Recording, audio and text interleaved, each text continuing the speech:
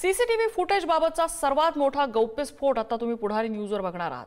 Hospitals, malls, मंदिरं, कार्यालय, सार्वजनिक ठिकाणं या ठिकाणी सीसीटीव्ही फुटेज सुरक्षित आहे की नाही याचा खळबळजनक खुलासा आम्ही करणार आहोत। तुमचा चेहरा असलेल्या सीसीटीव्ही फुटेजचं पुढे काय होतं याची धक्कादायक माहिती आम्ही तुम्हाला दाखवणार आहोत। तुमचे डोळे उघडणारा हा स्पेशल रिपोर्ट तुम्ही पुढारी न्यूजवर पाहणार आहात। गर्भवती महिलांच्या हॉस्पिटलमधल्या वैद्यकीय तपासणीचे व्हिडिओ सोशल मीडियात व्हायरल झाले। हे फुटेज सोशल मीडियात कसं आलं, ते कुणी आणि का अपलोड केलं याबाबतचा पर्दाफाश करणारा हा खास रिपोर्ट आम्ही दाखवणार आहोत PSI अर्थात पुढारी स्पेशल इन्व्हेस्टिगेशन मध्ये।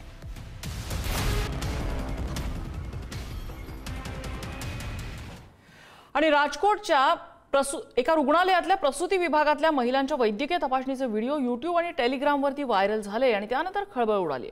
रुग्णालय, मॉल्स यासारख्या ठिकाणी असलेल्या सीसीटीव्हीच्या गोपनीयतेचा मुद्दा त्या निमित्ताने चर्चेत आलेला आहे। धक्कादायक बाब म्हणजे हा व्हिडिओ लातूरच्या एका YouTube चॅनलवर सर्वात आधी पैशांच्या मागणीसह अपलोड करण्यात आला होता।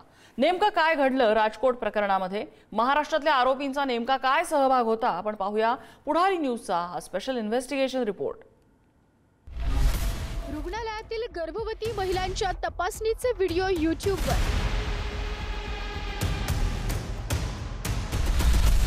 राजकोटमधील धक्कादायक घटनेत महाराष्ट्रातील आरोपी। सार्वजनिक ठिकाणी होणारे सीसीटीव्ही चित्रण किती सुरक्षित? कार्यालय, रुग्णालय, मॉल्समधील सीसीटीव्ही फुटेजची जबाबदारी कुणाची? हे ब्लर व्हिडिओ दाखवण्यासारखे नाहीत।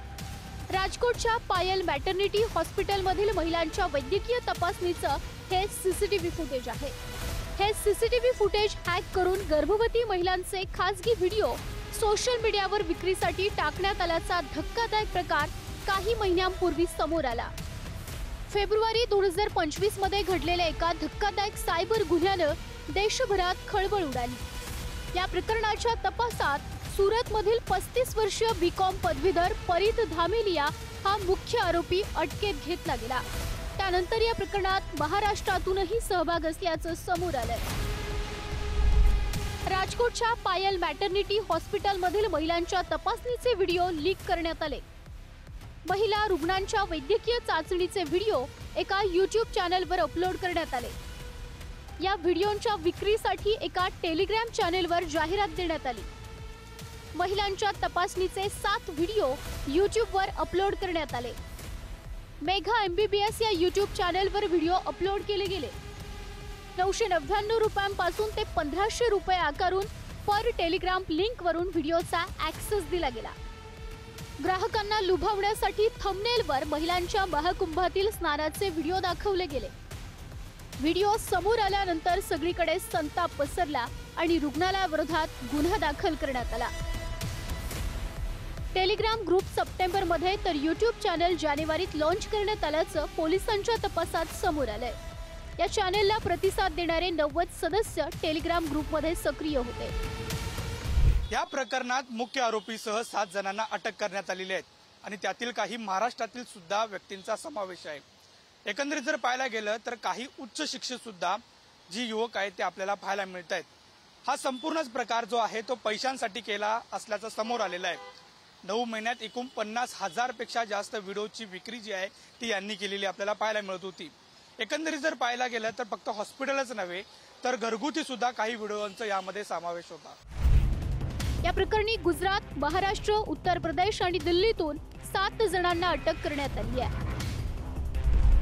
परीत धामेलिया सूरत गुन्ह्याचा मुख्य सूत्रधार। परदेशी टेलिग्राम अकाउंट्समधून सीसीटीव्ही हॅकिंग, 3 वेगवेगळ्या सॉफ्टवेअर्सचा वापर करून असुरक्षित IP आणि पोर्ट्सवर ब्रूट फोर्स अटॅक। वैभव माने, सांगली, BTech पदवीधर, हॅकिंगमध्ये मदत, टेलिग्रामवर मार्केटिंगची जबाबदारी। रेयान परेरा, वसई, व्यवस्थापन अभ्यासक्रमाचा विद्यार्थी, व्हिडिओची बल्क विक्री करणारा।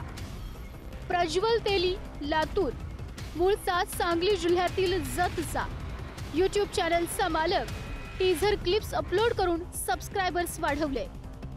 प्रज पाटील, सांगली, चंद्रप्रकाश फुलचंद, प्रयागराज उत्तर प्रदेश आणि रोहित सिसोदिया दिल्ली.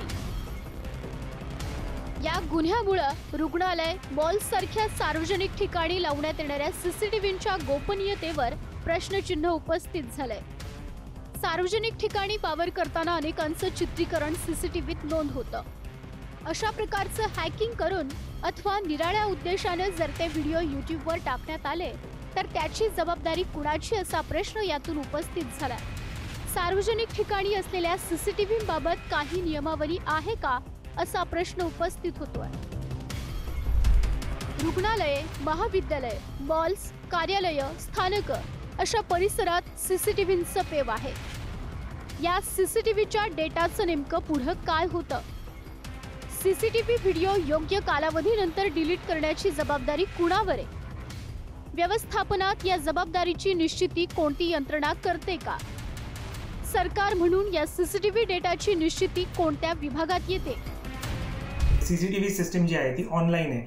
मग ती ऑनलाईन सीसीटीव्ही सिस्टम जी आहे जी इंटरनेटशी कनेक्टेड आहे तर त्याचे पासवर्ड्स किंवा सिक्युरिटी लेयर्स, फायरवॉल्स हे जर यूज नसेल केलं तर देखील एक बाहेरचा युजर किंवा एक हॅकर ह्या सिस्टममधला डेटा बघू शकतो, डिलीट करू शकतो, मॉडिफाय करू शकतो. त्यामुळे हे लेयर्स जे आहेत सिक्युरिटीचे, नेटवर्कचे जे लेयर्स आहेत, फायरवॉल्स आहेत, पासवर्ड्स आहेत, त्या रिमोटली ॲक्सेस करण्यासाठी जे यूज केले जातात ते टाइम टू टाइम चेंज करणं गरजेचं आहे. तंत्रज्ञानाच्या वापरात सुरक्षेसाठी सीसीटीव्हीची संख्या वाढली असली तर या व्हिडिओंचा गैरवापर होत असल्याच्या घटना समोर येतात. अशा स्थितीत महाराष्ट्र सरकारनं याबाबतचं धोरण निश्चित करण्याची आवश्यकता आहे. रोहयो योजनेप्रमाणेच अनेक योजना राज्यातून केंद्रात गेल्या आहेत आणि त्याची अंमलबजावणी देशात झाली आहे. आता राज्य सरकार याबाबत निश्चित धोरण ठरवणार का असा प्रश्न आहे. ब्युरो रिपोर्ट, पुढारी न्यूज, मुंबई. आणि याच संदर्भात अधिक अपडेट्स घेऊया आपण. आमचे प्रतिनिधी आपल्या सोबत आहेत, नंदकिशोर गावडे, आणि दिल्लीहून शिवाजी आमच्या सोबत आहेत. सुरुवातीला मी नंदकिशोरकडे जाईन. नंदकिशोर, हे संपूर्ण प्रकरणाची रिपोर्टिंग तुम्ही केलेली आहे आणि सगळ्यात भयंकर गोष्ट म्हणजे जरी हे प्रकरण गुजरातमधलं असलं तरी महाराष्ट्रापर्यंत याची पाळंमुळं आहेत. किती खोलवर हे प्रकरण पोहोचलेलं आहे? नक्कीच एकंदरीत जर पाहायला गेलं तर खरं तर गुजरातमधून हे प्रकरण सुरू झालेलं होतं. परी दामोलिया हा जरी मुख्य सूत्रधार असला तरी त्याची रूपरेषा जी आहे किंवा त्याची व्याप्ती जी वाढलेली आहे ती महाराष्ट्रातून वाढलेली आहे, सांगली, लातूरमधून वाढलेली आहे. खरं तर एखादं टेलिग्राम अकाउंट काढावं आणि त्याच्याकडून सबस्क्रिप्शन घ्यावं आणि त्याच्यानंतर अनेक वेगवेगळे रेट्स ठरवून सबस्क्रिप्शन देऊन त्यांना व्हिडिओ द्यावं, ही खरं तर भूमिका जी आहे ती मोठी भूमिका आहे. आणि त्या संदर्भात सुद्धा जर पाहायला गेलं तर लातूरमधून एकट्याला अटक केलेली आपल्याला पाहायला मिळते. दुसऱ्या बाजूला युट्यूबचा सुद्धा कुठेतरी याच्या संदर्भात वापर केलेला आहे. युट्यूबचा सबस्क्रिप्शन घेऊन, पैसे घेऊन खरं तर सबस्क्रायबर वाढवण्यासाठी, फक्त सबस्क्रायबर वाढवण्यासाठी खरं तर अशा व्हिडिओ जे आहेत ते टाकण्यात गेलेले आपल्याला पाहायला मिळतात. या संपूर्णची व्याप्ती जी असली ती पैशांसाठी जरी असली तरी या आत्ताच्या या सध्याच्या सिच्युएशनमध्ये सीसीटीव्ही किती सुरक्षित आहे हाच खरं तर मोठा प्रश्न सध्या पडू लागलेला पाहायला मिळतो. या संदर्भात एकूण 7 जणांना अटक केलेली आहे, त्यांच्यावरती गुन्हे दाखल आहेत, चार्जशीट सुरू आहे. मात्र संपूर्ण मूळ प्रश्न येऊन ठेपतो तो म्हणजे सीसीटीव्ही खरंच सुरक्षित आहे का? अनेक ठिकाणी, सार्वजनिक ठिकाणी सुद्धा सीसीटीव्ही आहे, त्याच्या संदर्भात कोणती प्रणाली आहेत का, त्याचं ऑडिट होतं का, हे सीसीटीव्ही नेमकं हॅकिंग कशा पद्धतीनं केलं जातं, या संपूर्ण जे प्रश्न आहेत त्याची खरं तर उत्तर शोधावी लागतात.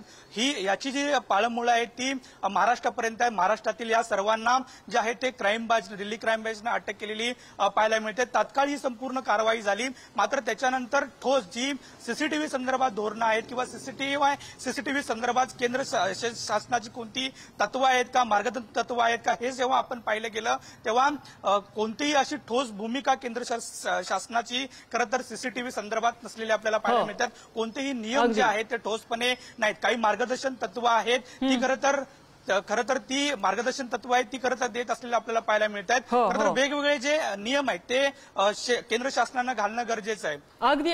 अगदी याच मुद्द्यावरनं आपण शिवाजीकडे जाऊया. नंदकिशोर सोबत राहा. शिवाजी, आता गरज या क्षणाला निर्माण कशाची झालेली आहे तर सीसीटीव्ही सगळीकडे दिसत आहेत. म्हणजे अगदी शहरातल्या मॉल्स पासून रस्त्यावरच्या ट्रॅफिक सिग्नल पासून ते अगदी घरामध्ये आपले बेबी मॉनिटर्स वगैरे आहेत ते सुद्धा याच कॅटेगरीमध्ये येतात. म्हणजे अशा प्रकारे जर सीसीटीव्हीचं हॅकिंग होत असेल तर कोणीच सुरक्षित नाहीये. कुणाच्याही घरात कुणीही कधीही डोकावू शकतं असं म्हणता येईल. काहीतरी ठोस पॉलिसी, एक धोरण असणं गरजेचं आहे. सरकार यावर काही पावलं उचलू शकेल का, उचलणार आहेत का, किंवा एक्झिस्टिंग काही पॉलिसी असतील तर त्याबद्दल? एक सध्या मुद्दा असा असतो की ज्या ठिकाणी सीसीटीव्ही लावण्यात आले आहेत तिथं अशी पाटी लावणं बंधनकारक असतं. तुम्ही सीसीटीव्हीच्या निगराणीखाली आहात, तुम्हाला सीसीटीव्ही पाहतोय, कारण आपलं वैयक्तिक आणि खाजगी आयुष्य कोणीतरी पाहतंय या संदर्भात सूचना देणं अपेक्षित असतं. अनेक ठिकाणी आपल्याला लिहिलेलं असतं की तुम्ही सीसीटीव्हीच्या निगराणीखाली आहात. याचा अर्थ तुम्ही तुमच्या खाजगी गोष्टींच्या संदर्भामध्ये कोणीतरी पाळत ठेवतंय. आता सीसीटीव्ही लावताना एखाद्या सोसायटीमध्ये जेव्हा असे सीसीटीव्ही लावले जातात की सुरक्षेच्या दृष्टिकोनातून, कायदा सुव्यवस्थेच्या दृष्टिकोनातून, तेव्हा सोसायटीची मान्यता घेणं गरजेचं असतं. कोणाच्याही घरामध्ये अशा पद्धतीने खाजगी पद्धतीने सीसीटीव्ही लावता येत नाही. दुसरा मुद्दा असा आहे की त्या संदर्भामध्ये 2000 मध्ये IT ऍक्ट जो करण्यात आलेला आहे त्यानुसार हे नियम देण्यात आलेले आहेत. आता सगळ्यात महत्वाचं म्हणजे तो जो डाटा असतो त्याचा वापर कायदा आणि सुव्यवस्थेच्या संदर्भात करणं अपेक्षित असतं. आणि तो डाटा अशा पद्धतीने जर चोरीला गेला तर त्याच्यावरती कोणत्या कलमाखाली कारवाई केली जाते हे पाहणं महत्वाचं आहे. कारण ज्या पद्धतीने माहिती मिळते त्यानुसार 2000च्या माहिती आणि तंत्रज्ञान कायद्यानुसार कलम 66E सांगतं की एखाद्या व्यक्तीच्या खाजगी भागांची प्रतिमा काढणं हा कायद्याने गुन्हा आहे. त्याच्या वैयक्तिक आयुष्यामध्ये हस्तक्षेप करणं हा कायद्यानं गुन्हा आहे. तर आता व्यक्ती स्वातंत्र्याचा खरं तर हा मुद्दा निर्माण होतो जेव्हा एखाद्या व्यक्तीचं अशा पद्धतीने साठवण केली जाते, सीसीटीव्ही कलेक्शन केलं जातं, तेव्हा ते सीसीटीव्ही फुटेज कोणाला द्यायचं कोणाला नाही द्यायचं या संदर्भामध्ये जो अधिकार जो असतो त्या संबंधित व्यक्तीचा जरी असला तरी त्याचा वापर अशा पद्धतीने कायदा सुव्यवस्थेच्या दृष्टिकोनातून करणं अपेक्षित असतं. त्याचा वापर व्यावहारिक दृष्ट्या करणं चुकीचं आहे. तो कायद्याचा उल्लंघन आहे आणि या ठिकाणी तेच झालेलं आहे. मी सध्या दिल्लीच्या महाराष्ट्र सदनामध्ये उभा आहे आणि माझं जे सीसीटीव्ही फुटेज आहे ते जर कोणी अशा पद्धतीने घेऊन त्याच्या संदर्भामध्ये त्यांनी जर त्याचा वापर कुठेतरी त्याच्या व्यवसायासाठी जर केलं आणि माझ्या परवानगीशिवाय ते जर होत असेल तर ते माझ्या व्यक्ती स्वातंत्र्यावरती गदा आहे. त्याचबरोबर जर शिवाजी जसं तुम्ही म्हणता की राईट टू प्रायव्हसी यामध्ये आहेच, मात्र त्याही पलीकडचा म्हणजे अतिशय किळसवाणा प्रकार या सीसीटीव्ही फुटेज मधला म्हणजे महिलांचं गायनेकोलॉजीचं चिकित्सा ज्या वेळेला डॉक्टर्स करत होते त्यावेळेचं जर हे फुटेज असेल, सोनोग्राफीच्या वेळेचं जर हे फुटेज असेल आणि त्याची विक्री जर केली जात असेल तर हा आणखीन किळसवाणा प्रकार आहे. इथे अतिशय ठोस कलम लावून गुन्हे दाखल झाले पाहिजेत आणि कारवाई झाली पाहिजे, हिसका दाखवला पाहिजे पोलिसांनी. शिवाजी आणि नंदकिशोर, तुमच्या दोघांचेही आभार तुम्ही दिलेल्या सगळ्या माहितीबद्दल. आणि पुढारी न्यूजने याच निमित्ताने काही प्रश्न उपस्थित केलेले आहेत. सार्वजनिक किंवा खासगी सीसीटीव्ही फुटेजचं नेमकं काय होतं? आस्थापनांमधले सर्व डिजिटल डेटाच्या सुरक्षेची खात्री काय आहे? खास करून सीसीटीव्हीद्वारे टिपलेले व्हिडिओज हे सुरक्षित आहेत का? असं सीसीटीव्ही फुटेज नंतर डिलीट होतं याबाबत खात्री काय आहे? डिजिटल डेटामध्ये व्हायरस, घुसखोरी आणि मानवी वापरावर कुणाची देखरेख असते? या सर्व मुद्द्यांबाबत कायदे आणि त्याचं अनुपालन याविषयी शासकीय धोरण काय आहे? हॉस्पिटल्स, मॉल्स, ऑफिस, हॉटेल्स अशा आस्थापनांमध्ये सीसीटीव्ही असतात. सदैव सुरू असणाऱ्या व्हिडिओ रेकॉर्डिंगचा डेटा हा त्या आस्थापनांकडे असतो. स्त्री, पुरुष, लहान मुलं, मुली, वृद्ध यांची दृश्य सदैव रेकॉर्ड होत असतात. हॉस्पिटल सीसीटीव्ही कांड प्रकरणामुळे सीसीटीव्ही फुटेजच्या सुरक्षिततेचा मुद्दा आता ऐरणीवर आलेला आहे. भारतीय संविधान आणि कायदा हा खासगीपणाचा अधिकार मान्य करतो. नव्या माहिती सुरक्षा कायदा 2025 द्वारे व्यक्तीच्या डिजिटल माहितीबाबत सहमती, दुरुस्ती, समाप्ती या अधिकारांवरती भर देण्यात आलाय. सध्या अशा आस्थापनांमधील डेटाचं कुठलंही अनिवार्य ऑडिट, तपासणी करण्याची यंत्रणा नाही. सोसायटी, हॉटेल्स असो किंवा मॉल्स, तुमच्या सीसीटीव्हीने टिपलेल्या व्हिडिओवर तुमचं नियंत्रण नाही हे वास्तव आहे.